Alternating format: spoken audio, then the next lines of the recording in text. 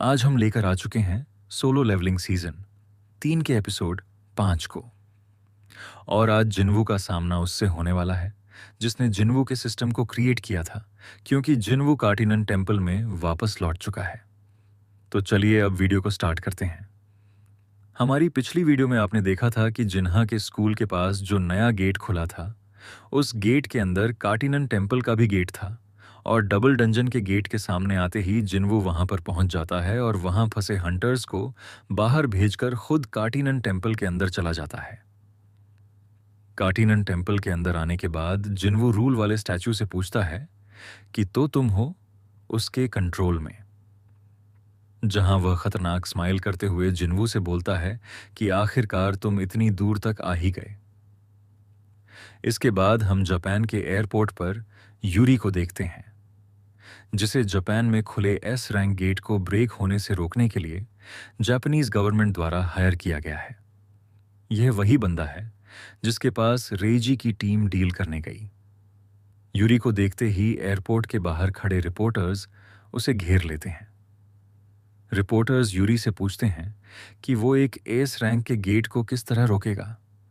तब वो उन्हें बताता है कि वह गेट के बाहर एक मैजिक बैरियर बनाएगा और उसमें अपना मैना देता रहेगा, और जब तक उसका बैरियर रहेगा तब तक अंदर का कुछ भी गेट के बाहर नहीं आ पाएगा।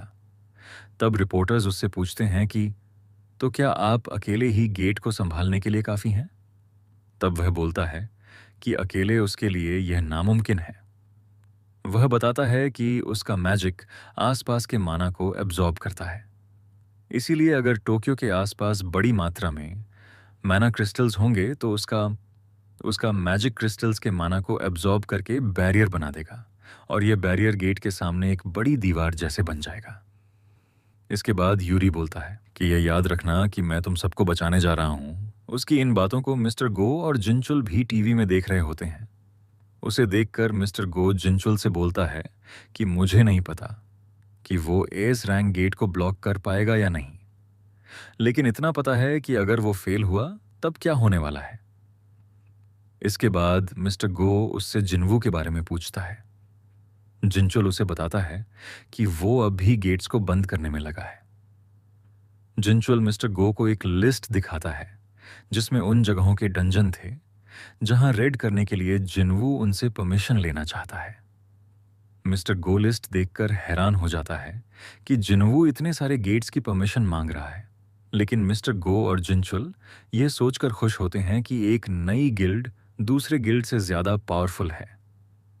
तभी जिनचुल के पास हंटर्स की एक कॉल आती है, जिसमें जिनचुल को बताया जाता है कि जिस स्कूल में गेट खुला था और जहां ऑक्स के हाथों कुछ स्टूडेंट्स मारे गए थे, उसी स्कूल के यार्ड में एक और गेट खुला है, और उस गेट के अंदर एक डबल डंजन खोजा गया है।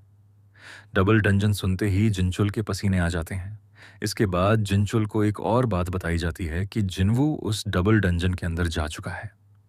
इसके बाद हमें डबल डंजन का सीन दिखाया जाता है, जहां जिन्वू रूल वाले स्तूप के पकड़े हुए रूल स्टोन को तोड़ देता है, जिसके बाद वो स्टैचू अपने पंख निकालकर उड़ने लगता है और जिन्वू से बोलता है कि तुम आखिरकार यहां तक आ ही गए। जिन्वू सोचता है कि क्या उसने उस स्टोन को तोड़कर सही किया। जिन्वू उससे बोलता है कि उन सो कॉल्ड रूल्स का कभी कोई मतलब था ही नहीं। तब वो स्टैचू जिन्वू को बताता है कि उनका कुछ तो मतलब था। खैर, अब वह उतना जरूरी नहीं है। इसके बाद जिन्वू उससे पूछता है कि क्या वो तुम थे जिसने मुझे यहां तक बुलाया। जब वो हाँ बोलता है तब जिन्वू उससे पूछता है कि क्या वो एक मैजिक बीस्ट है। तब वो स्टैचू जिन्वू से बोलता है, तुम गलत सवाल कर रहे हो। वो उसे बताता है कि तुम्हें पूछना चाहिए कि तुम कौन हो। इसके बाद वह जिन्वू को बताता है कि यह उसका लास्ट टेस्ट है, और अगर वह अंत तक अपने पैरों पर खड़ा रहा तो वह जिन्वू के सभी सवालों के जवाब देगा, और उसका जवाब ही उसकी तरफ से जिन्वू का इनाम होगा। तभी जिन्वू की तरफ स्टोन सोल्जर्स आने लगते हैं। जिन्वू तुरंत अपनी शैडो आर्मी को बाहर आने के लिए बोलता है, लेकिन स्टैचू के चुटकी बजाकर जिन्वू के शैडोज को बाहर निकलने से रोक देता है और उसे बताता है कि यह एक टेस्ट है जिसमें कोई चीटिंग नहीं चलेगी। वो बताता है कि लास्ट टेस्ट के लिए जॉब स्किल काम नहीं करेगी। वो जिन्वू से बोलता है कि मैं सिर्फ तुम्हारा टेस्ट लेना चाहता हूं। तुम्हारे सोल्जर्स से मेरा कोई मतलब नहीं है। वो बताता है कि अब तुम हीलिंग पोशन और दूसरी चीजें स्टोर से नहीं खरीद सकते हो, और तुम स्टैट्स रिकवरी के लिए क्वेस्ट और लेवल अप रिवॉर्ड भी यूज नहीं कर सकते हो। यह सुनकर जिन्वू पूरी तरह से हैरान हो जाता है। वो जिन्वू को बताता है कि तुम अब लास्ट टेस्ट के खत्म होने तक बाहर नहीं जा सकते हो। वहां बहुत सारे स्टोन सोल्जर्स उसे घेर लेते हैं। जिन्वू बोलता है कि उसने नहीं सोचा था कि उसके सारे तरीके यहां बेकार हो जाएंगे। वहां के सोल्जर्स अब जिन्वू पर अटैक करने के लिए आगे बढ़ते हैं। इसके बाद जिन्वू बोलता है कि अभी भी मैं अपनी इन्वेंट्री यूज कर सकता हूं और अपनी पावर से मैं सबको खत्म कर दूंगा, और वह फाइट के लिए आगे बढ़ता है। तभी एक सोल्जर जिन्वू पर बड़ी सी सोर्ड से अटैक करता है, लेकिन जिन्वू उसकी सोर्ड को पकड़ लेता है और उसे बीच से तोड़ देता है, और टूटी हुई सोर्ड के नीचे वाले पार्ट को फेंक कर दूसरे सोल्जर के सिर में घुसा देता है और दौड़ते हुए जंप करके उस सोल्जर को डिस्ट्रॉय कर देता है। इसके बाद दूसरा सोल्जर उस पर अटैक करता है, लेकिन जिन्वू अपनी इन्वेंट्री से डैगरस निकाल लेता है और उसकी सोर्ड को काटते हुए उसके सिर में अटैक करके उसे भी खत्म कर देता है। तभी एक सोल्जर जिन्वू पर तीरों से अटैक करता है। तब जिन्वू अपने डैगरस से उसके तीरों को हटाते हुए जंप करता है और उसके सिर में अटैक करते हुए उसका भी काम खत्म कर देता है। जिन्वू लगातार उन स्टैच्यूट से फाइट करते हुए बोलता है कि मैं इसी मौके की तलाश में था, बल्कि इसी मौके के लिए जी रहा था। जिन्वू की फाइट को देखकर सोल्जर्स को लीड करने वाला स्टैचू बोलता है कि तुमने इतना कुछ पा लिया है, वो भी ह्यूमन बॉडी के साथ। वो जिन्वू को देखकर काफी इंप्रेस हो जाता है। जिन्वू उन स्टैचूज से फाइट करते हुए बोलता है कि पहले उसे लगता था कि यह स्टैचूज टेलीपोर्ट हो रहे हैं, लेकिन अब वह उनकी चाल को समझने लगा है। वो स्टैचू फिर से बोलता है कि जिन्वू ने बहुत तरक्की कर ली है, लेकिन अब भी यह टेस्ट कंप्लीट नहीं हुआ है। और तभी वहां का सबसे बड़ा स्टैचू खड़ा हो जाता है। उसके खड़े होते ही वहां की जमीन धंसने लगती है। इस स्टैचू के सामने दूसरे सोल्जर्स बहुत ही छोटे दिख रहे थे। इस स्टैचू के खड़े होते ही रूल वाला मेन स्टैचू जिन्वू से बोलता है कि अब भगवान की पूजा करने का समय आ चुका है। दूसरी तरफ हम कोरियन हंटर एसोसिएशन का सीन देखते हैं, जहां जापानीज हंटर एसोसिएशन का चेयरमैन मासुमोतो मिस्टर गो से मिलने आया हुआ होता है। मासुमोतो मिस्टर गो से बोलता है कि वो जापान में खुले एस रैंक गेट के लिए जिन्वू को हायर करना चाहता है। इसके बदले में वो उन्हें जेजू आइलैंड से मिले सारे एसेंस स्टोन्स के राइट्स दे देगा। तब गो उसे बताता है कि जिन्वू अपनी गिल्ड के लिए काम करता है, ना कि हंटर एसोसिएशन के लिए।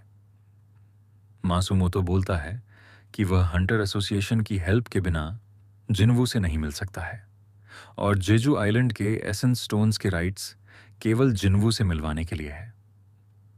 मिस्टर गो हैरान था कि यह केवल जिन्वू से बात करने के लिए इतनी बड़ी कीमत दे रहा है। इसके बाद मिस्टर गो उससे बोलता है कि अगर यह फिर से तुम्हारी कोई चाल है तो मेरा सुझाव है कि तुम अभी ही रुक जाओ। मासूमो तो हैरान हो जाता है कि यह सब क्या बोल रहा है। मिस्टर गो उसे बताता है कि खबर सुनने में आई है कि ब्लेड गिल्ड ने तुमसे सारे रिलेशन खत्म कर दिए हैं। मासूमो तो हैरान होकर खड़ा हो जाता है कि इसे यह सब कैसे पता। तब मिस्टर गो उसे बताता है कि इससे सीधे पता चलता है कि अब ब्लेड गिल्ड हंटर एसोसिएशन से फंडिंग नहीं लेता है और केवल सरकार से सब्सिडी लेता है। असल में ब्लेड गिल्ड ही पहले जापानीज हंटर एसोसिएशन की मेन पावर थी, और गोटो की वजह से ही वह पहले सभी एस रैंक गेट्स में रेड करने का दम रखते थे। पर गोटो के मरने के बाद सब बदल चुका है, और ब्लेड गिल्ड के नीचे गिरने के बाद जापान के दूसरे गिल्ड्स आपस में ताकत के लिए लड़ रहे हैं, और इस सिचुएशन को हंटर एसोसिएशन भी नहीं संभाल पा रहा है। इसके बाद मिस्टर गो उसे बताता है कि अगर यह गेट सही से बंद नहीं किया गया तो तुम्हें पूरी जिम्मेदारी लेनी पड़ेगी। मिस्टर गो गुस्से में उससे बोलता है कि गोतो की मौत, ब्लेड गिल्ड का पतन, जापान के गिल्ड्स के आपस की लड़ाई और वह सब लोग जो तुम्हारी चालाकियों की वजह से मारे गए हैं, उन सब की जिम्मेदारी भी तुम्हारे कंधों पर आएगी। दरअसल जब जेजू आइलैंड की रेड हुई थी, तब मासुमोतो ने ही ब्लेड गिल्ड को कोरिया भेजा था और गोतो के साथ मिलकर कोरियन हंटर्स की बलि देने का प्लान बनाया था। लेकिन बेरू ने इसी के हंटर्स को खत्म करके इसके प्लान को बर्बाद कर दिया था। उस बार तो यह जिन्वू की वजह से बच गया था, लेकिन अब जब जापान में एक नया एस रैंक गेट ओपन हुआ है तो इसकी फटी हुई है, क्योंकि अगर यह इस एस रैंक गेट को बंद नहीं कर पाया तो इसके सारे कारनामे सबके सामने आ जाएंगे। और इस बात को मिस्टर गो अच्छे से समझ चुका था। इसके बाद मिस्टर गो टेबल पर एक रिसीवर रखता है जिसमें जेजू आइलैंड मिशन के दौरान हुई गोतो और मासुमोतो के बीच की सारी बातें रिकॉर्ड थीं, जिसे देखकर मासुमोतो को पसीने आ जाते हैं। मिस्टर गो गुस्से में बोलता है कि तुमने क्या सोचा था कि मुझे पता नहीं चलेगा। वो बोलता है कि यह टाइम स्टोन्स के साथ डील करने का नहीं है। अगर जापान के लोगों को तुम्हारे कारनामों के बारे में पता चला तो वहीं तुमसे निपटेंगे। मिस्टर गो इतना ज्यादा गुस्से में था कि वह रिसीवर सहित पूरी चेयर को तोड़ देता है। तब मासुमोतो डरते हुए बोलता है कि मैं इतना भी बुरा नहीं हूं कि ऐसी घटिया चीजें करूं। इसके बाद मिस्टर गो उससे बोलता है कि मैं नहीं चाहता कि एक इंसान की चालाकियों की वजह से एक देश ही नहीं बल्कि पूरा एशिया ही साफ हो जाए। वह बोलता है कि इसके लिए तुम्हें जिन्वू का एहसान मानना चाहिए। दूसरी तरफ जिन्वू स्टैचू सोल्जर्स को खत्म कर रहा था, लेकिन वह लगातार आते ही जा रहे थे। तभी वो सब एक साथ जिन्वू पर अटैक करने के लिए आगे आते हैं। जिन्वू समझ जाता है कि अब उनके अटैक से बचने के लिए काफी देर हो चुकी है, इसीलिए वह तुरंत कमांडर्स टच की पावर को एक्टिवेट करता है और उन सबको एक साथ पकड़ लेता है। इससे पहले कि जिन्वू उन्हें खत्म कर पाता, तभी सबसे बड़ा स्टैचू जिन्वू पर लेजर बीम से अटैक करता है। जिन्वू तुरंत उन पकड़े हुए सोल्जर्स को उठाकर लेजर बीम के सामने कर देता है, जिससे वह खत्म हो जाते हैं और जिन्वू जंप करके उसके अटैक से बच जाता है और इन सोल्जर्स से फाइट करने के चलते जिन्वू का लेवल अप हो जाता है। जिसके बाद जिन्वू की कमांडर्स टच स्किल अपने फाइनल फॉर्म कमांडर्स अथॉरिटी पर आ जाती है। तभी वो स्टैचू एक और लेजर बीम से अटैक करता है, लेकिन जिन्वू नीचे झुक जाता है। जिन्वू सोचता है कि उसे पहले इस बड़े वाले स्टैचू से छुटकारा पाना होगा। जिसके बाद जिन्वू उसकी तरफ स्पीड से आगे बढ़ता है, लेकिन वो स्टैचू उसे अपने पैरों से कुचलने की कोशिश करता है। जिन्वू वहां से बचते हुए जंप करता है और उसके सिर की तरफ जाने लगता है।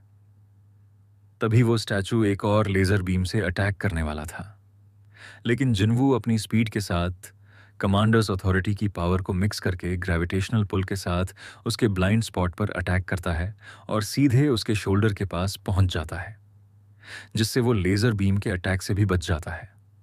जिन्वू देखता है कि अपग्रेड होने के बाद ग्रेविटेशनल पुल स्किल्स ज्यादा पावरफुल हो गई हैं, क्योंकि उसने अपनी केवल 1% पावर का यूज किया था और वो इतने बड़े टारगेट पर काम कर गई। जिन्वू अब फिर से अपने डैगर्स निकालता है और उसके फेस को बुरी तरह काटने की कोशिश करता है, लेकिन उसे कुछ खास फर्क नहीं पड़ता। जिन्वू सोचता है कि डीमन किंग के डैगर्स कुछ भी काट सकते हैं, लेकिन इसे सिर्फ खरोंच ही आई है। तब जिन्वू डिसाइड करता है कि अगर वह इसे काट नहीं सकता तो वह अपनी बॉडी पावर का यूज करेगा। जिन्वू प्लान बनाता है कि डैगरस से जो कट्स लगे हैं उसे वहीं पर अटैक करना है। इसके बाद जिन्वू अपना पंच रेडी करते हुए अपना माना रिलीज करता है और सीधे उस स्टैचू के गाल में एक खतरनाक पंच लगा देता है और इस पावरफुल पंच से उसका आधा फेस डैमेज हो जाता है। यह देखकर रूल वाला स्टैचू बोलता है कि मैंने नहीं सोचा था कि यह इस तरह के अटैक्स मेरे सबसे बेस्ट क्रिएशन पर करेगा। वहीं जिन्वू लगातार उसके फेस पर पंचेस की बौछार करते हुए बोलता है कि अब मैं तुम्हें 103 लेवल पर होने का असली मतलब बताऊंगा। जिन्वू मार मार कर उस स्टैचू को नीचे गिरा देता है और खुद भी जंप करके नीचे आ जाता है।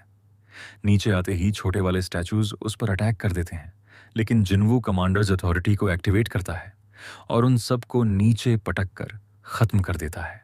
और अब जिन्वू देखता है कि इस फाइट के चलते वो काफी ज्यादा पावरफुल हो चुका है। तभी रूल वाला स्टैचू ताली बजाने लगता है। जिन्वू उससे बोलता है कि तुम अपना वादा मत भूलना।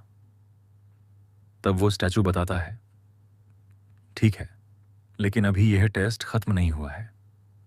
इस पर जिन्वू बोलता है कि तुम देख सकते हो मैं अभी भी यहीं पर हूं।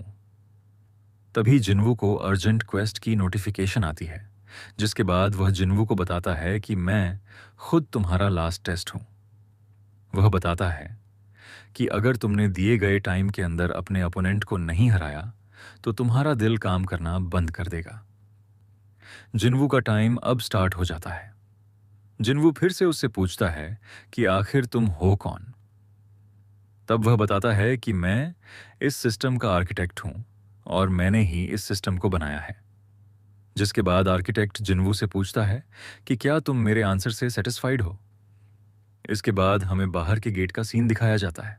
बाहर वाले गेट के पास अब जिनचुल के साथ उसकी पूरी टीम आ चुकी है, लेकिन जिनचुल जानता है कि जिन्वू की हेल्प के लिए इतने लोग काफी नहीं होंगे।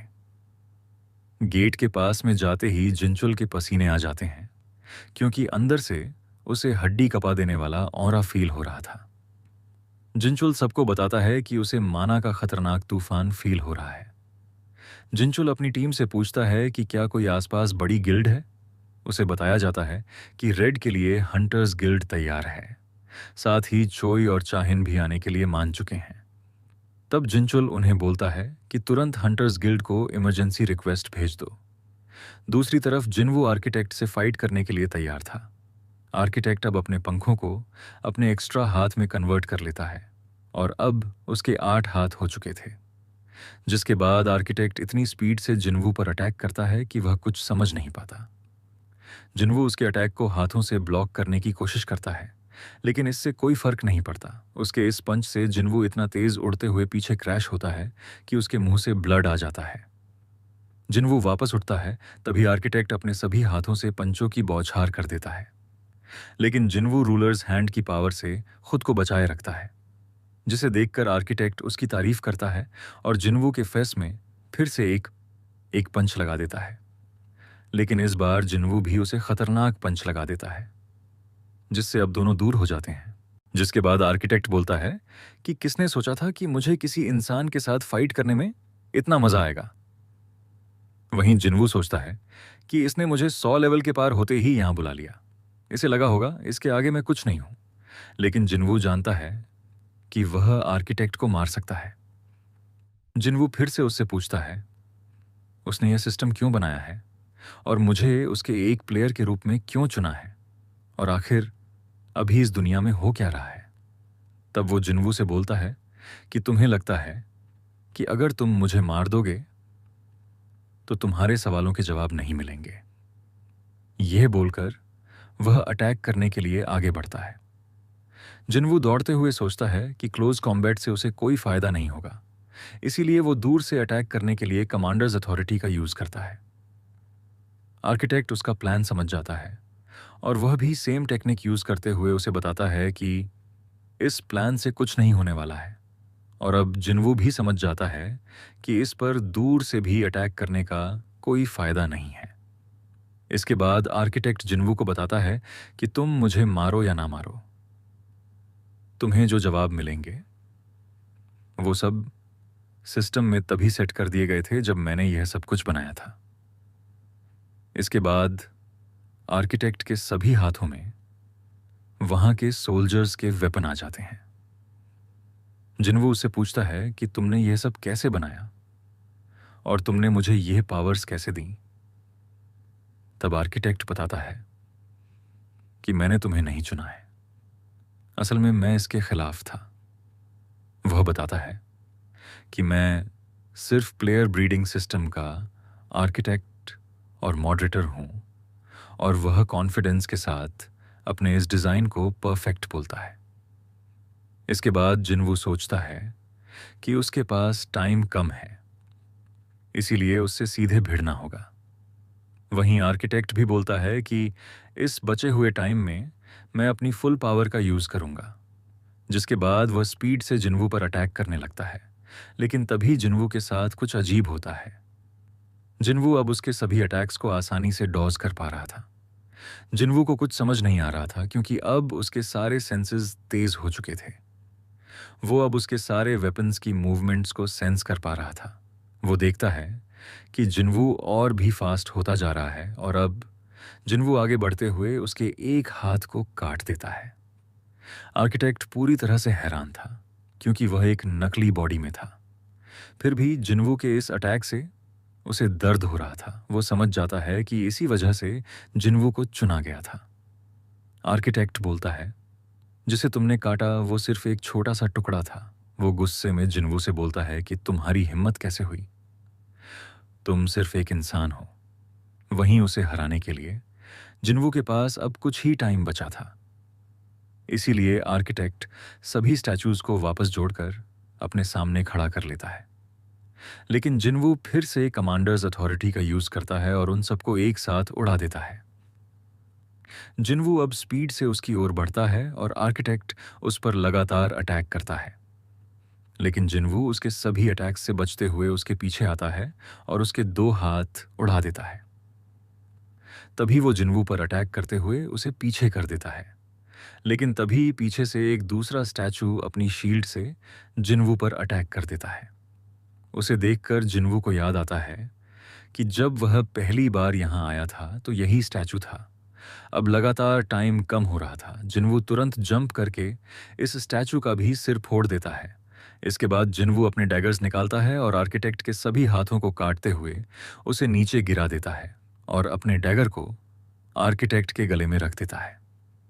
जिसके बाद आर्किटेक्ट अपनी हार मान लेता है और जिन्वू से बोलता है कि यह टेस्ट कंप्लीट हो चुका है। जिसके बाद वो जिन्वू की तरफ फिंगर करते हुए बताता है कि जवाब तुम्हारे अंदर है और फैसला तुम्हारा है। जिन्वू कुछ समझ नहीं पाता। तभी उसे नोटिफिकेशन आती है कि आपकी मेमोरी में स्टोर किया हुआ डेटा वापस मिल जाएगा। मतलब सिस्टम ने उसके माइंड में उस डेटा को स्टोर करके रखा है जिसमें जिन्वू के सवालों के जवाब हैं, और नोटिफिकेशन को एक्सेप्ट करते ही वो डेटा जिन्वू की यादों में आ जाएगा। जिन्वू तुरंत उस नोटिफिकेशन को एक्सेप्ट कर लेता है और एक्सेप्ट करते ही उसकी सोल किसी और ही दुनिया में पहुंच जाती है। और इस दुनिया के अंदर जिन्वू अनगिनत बीस्ट, मॉन्स्टर्स, ऑर्क्स और कई तरह के इतने पावरफुल डिमंस को देखता है जो पूरे ग्रह को खत्म कर सकते हैं। आज की यह वीडियो यहीं पर खत्म होती है। नेक्स्ट पार्ट बहुत ही ज्यादा खतरनाक होने वाला है, इसीलिए वीडियो को लाइक करके चैनल को सब्सक्राइब करना मत भूलना। मिलते हैं नेक्स्ट वीडियो में।